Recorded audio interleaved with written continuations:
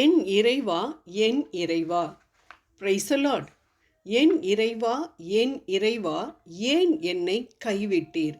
என்னை காப்பாற்றாமலும் நான் தேம்பி சொல்வதை கேளாமலும் ஏன் வெகு தொலைவில் இருக்கின்றீர்? திருப்பாடல் சங்கீதம் 22:1. இது தாவீது பாடிய திருப்பாடல் சங்கீதம். இதையே நம் அன்பர் இயேசுவும் சிலுவையில் தொங்கிய பொழுது, ஏலி ஏலி லாமா சபக்தானி, என் தேவனே என் தேவனே ஏன் என்னை கைவிட்டீர் என்று தம் விண்ணக தந்தையை நோக்கி கதறியதை நாம் மத்தேயு 27:46 வாசிக்கின்றோம்.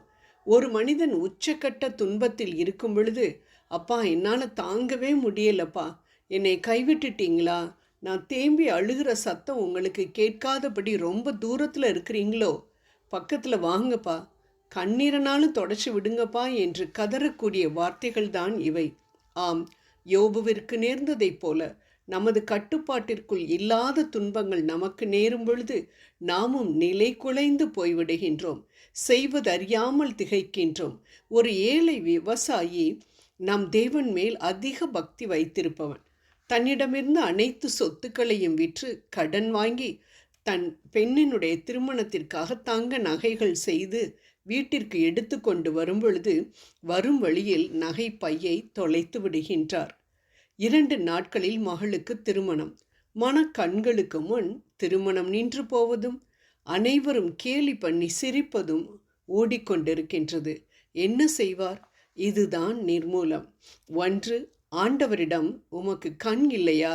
உம்மையே நம்பியிருந்த என்னை கைவிட்டு விட்டீரே, போதும், இதோட நான் நிப்பாட்டிக்கிறேன் என்று சொல்லி ஆண்டவரை விட்டு பின்வாங்கி போகலாம். இல்லை, தன் வாழ்வை முடித்து கொள்ளலாம் அவமானம் தாங்காமல். அல்லது யோபுவை போல ஆண்டவர் கொடுத்தார், ஆண்டவர் எடுத்துக்கொண்டார் என்று சொல்லி தன் வாயினால் பாவம் எதுவும் செய்யாமல், என்ன வந்தாலும் பரவாயில்லை, அவர் மேல் உள்ள நம்பிக்கையை மட்டும் இழக்க மாட்டேன் என வைராக்கியமாக இருக்கலாம்.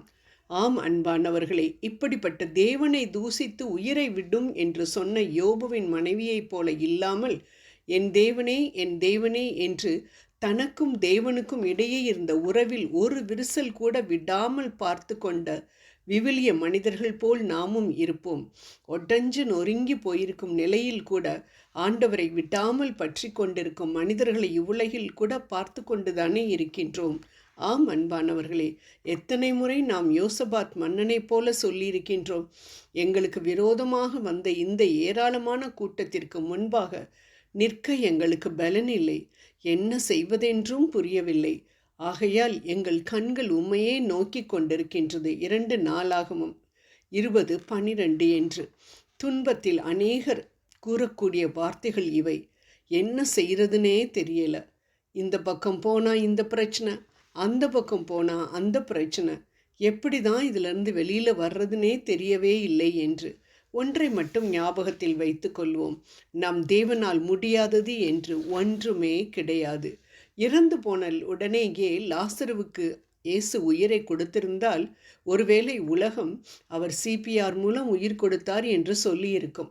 ஆனால் அழுகி நாற்றமெடுத்த உடலுக்கு உயிரை கொடுக்க என்னால் மட்டும்தான் முடியும், இது எனக்கு லேசான காரியம் என்று சொல்லும் தேவனை மட்டும் நாம் நம்புவோம்.